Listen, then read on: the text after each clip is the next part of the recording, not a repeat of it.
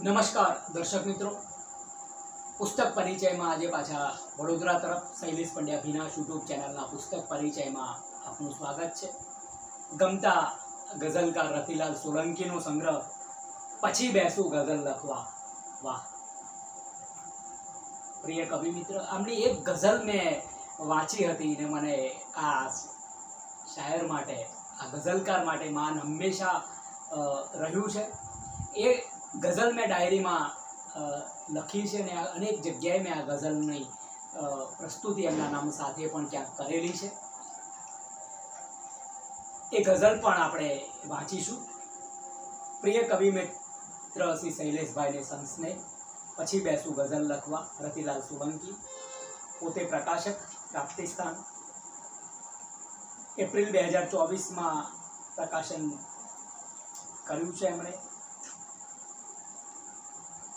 મૂલ્ય આપનો અવિરત સ્નેહ અર્પણ એમણે માતા પિતાને કર્યા છે, જેમના દિવ્ય આશીર્વાદથી મારું જીવન ઘડાયું એવા માતૃશ્રી પૂજ્ય ગંગાબા, પૂજ્ય પિતાજી બહેચરભાઈને હાર્દિક વંદન છે।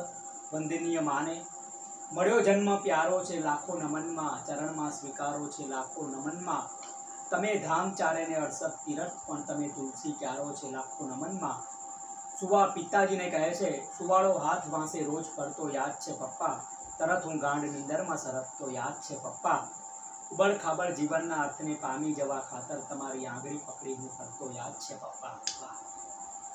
એમની જે મને ગમેલી ગઝલ મારે પ્રથમ આપની સમક્ષ વાંચવી છે। माँ ऊपर एमणे लखी है, बहुत अच्छे कवि, खूब प्रेम અને ખૂબ તમને શુભેચ્છાઓ આ ગઝલ માટે। તું હતી તો ઘર ખરેખર ઘર હતું માં, સાંભળજો, તું હતી તો ઘર ખરેખર ઘર હતું માં, એક મીઠું આંગણે સરવર હતું માં, ગાલ ગાગા ગાલ ગાગા ગાલ ગાગા, ક્યાં વાત। તું હતી તો ઘર ખરેખર ઘર હતું માં, એક મીઠું આંગણે સરવર હતું માં, ધોમ ધકતા તાપ સામે ઢાલ જેવું એક માથે વાદળ ઝરમર હતું માં, સાવ ખાલીખમ હતું પણ તું હતી તો એમ લાગે ખોરડું પગભર હતું માં, યાતના વચ્ચે મલકતું ને હરખતું એ વદન હિતાળ ને મનહર હતું માં, ફાયદા નુકસાનનો હિસાબ શાનો, તારું બસ હોવાપણું સરવર હતું માં, તું હતી તો ઘર ખરેખર ઘર હતું માં, એક મીઠું આંગણે સરવર હતું માં। बहुत अच्छे भाई, રતિલાલ સોલંકીને અભિનંદન। હવે મારે આગળની વાત કરવી છે। પ્રસ્તાવના આરંભે છે,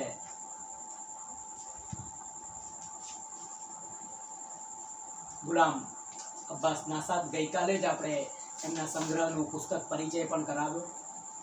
કુમારીવંત ગઝલકાર કહે છે, પછી બેસું ગઝલ લખવા।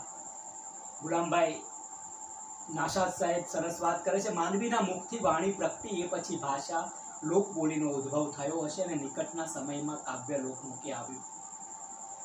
શાંત જળ છે ત્યાં લગી તો ઠીક છે, પણ વમળ સર્જાય ત્યારે આવજે, સહેજ અમથું તેજ લઈ નીકળી પડ્યો છું, હું કલમ ને પેજ લઈ નીકળી પડ્યો છું, ગઝલ એક વાંચ્યા પછીની અસર જો, અમે પણ નશામાં તમે પણ નશામાં। बहुत अच्छे।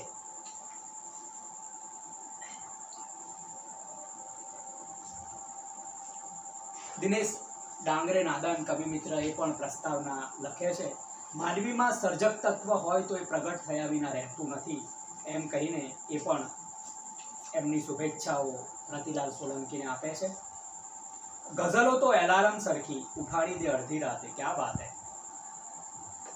આશીષ વચન જીતુભાઈ પંડ્યા આપે છે, રતિલાલ સોલંકી કવિ સંગતના બહુ ઓછા બોલકા કવિ છે, પણ એમની રચનાઓ બોલકી છે તથા સમાજમાં બદલાવ લાવવાની જરૂરિયાતો તરફ સતત દિશા નિર્દેશ કરતી રહે છે। વાહ।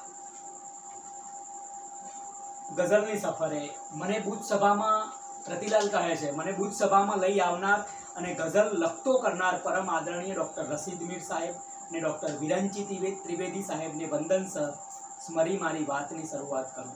આ ડૉક્ટર રશીદ મીર સાહેબે ઘણા બધાને ગઝલ લખતા કર્યા છે, બુદ્ધ સભા ચાલતી હતી એમને પણ વંદન કરવા છે। 2001માં એ ઘર ઘરની જ્યોત નામની મંગળવારની પૂર્તિમાં ગુજરાત સમાચારમાં એક કોલમ લખતા હતા। કોલમનું નામ તો કદાચ અત્યારે યાદ નથી, પણ એમાં એમણે મારો પરિચય કરાવ્યો હતો કે શૈલેષ પંડ્યા ભીના સારિયા ગામના, એ વખતે મારો ખેડા જિલ્લો અત્યારે મહીસાગર જિલ્લોના વતની અને આ ફૂકડા ગઝલકારને એમ કહીને મારા 8-10 શેરનું રસદર્શન એમણે કરાવ્યું હતું. અને પછી બીજી પણ ઘણી બધી ગઝલો લઈને એ કોલમે એમાં એમણે રસદર્શન કરાવ્યું. ડૉક્ટર રશીદ મીર એમ અનેક ગઝલકારોને દિશા ચિંધનારા બન્યા છે. એ પણ રતિલાલ પોતે પણ આ વાતનો સ્વીકાર કરે છે.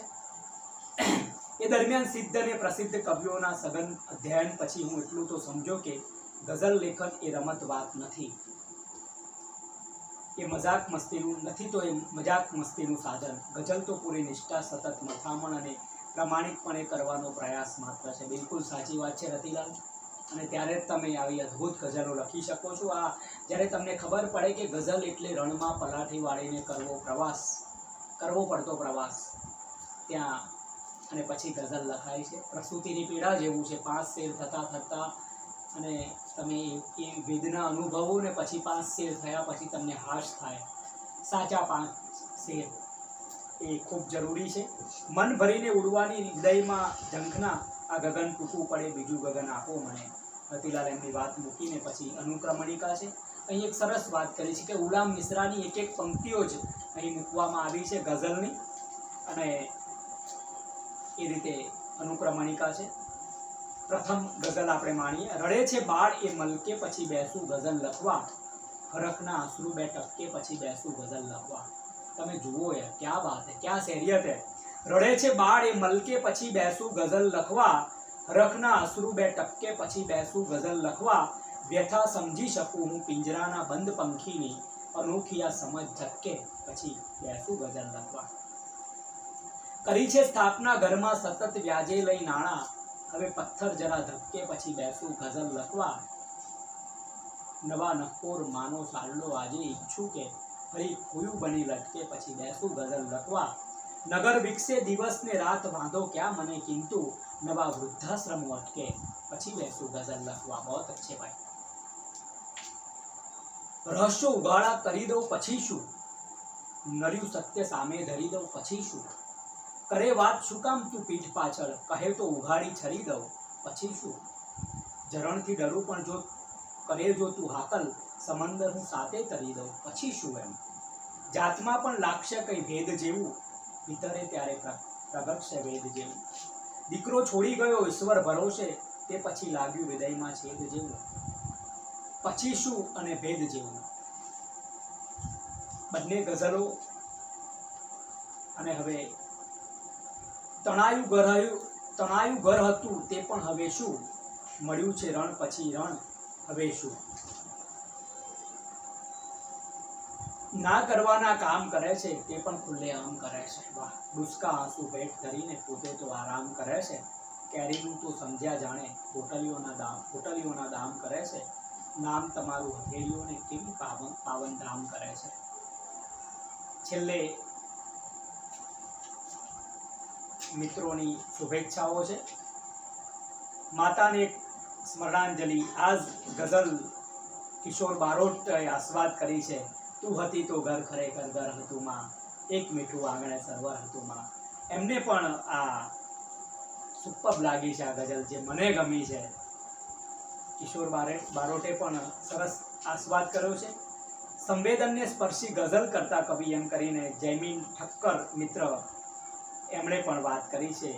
વાહ. પરિચય સુરેશ પરમાર સૂર કવિ મિત્રએ આપ્યો છે.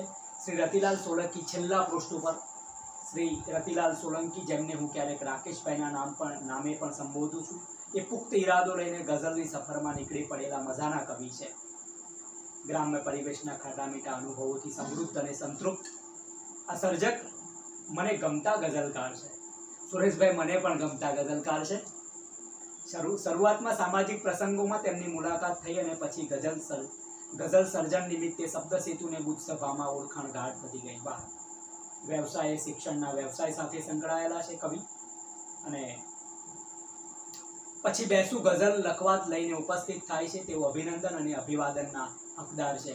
અમારા અભિનંદન, અમારી શુભેચ્છાઓ કવિ આપને. પછી બેસું ગઝલ લખવાનું આજે રસ દર્શન કર્યું છે. નમસ્કાર દર્શક મિત્રો.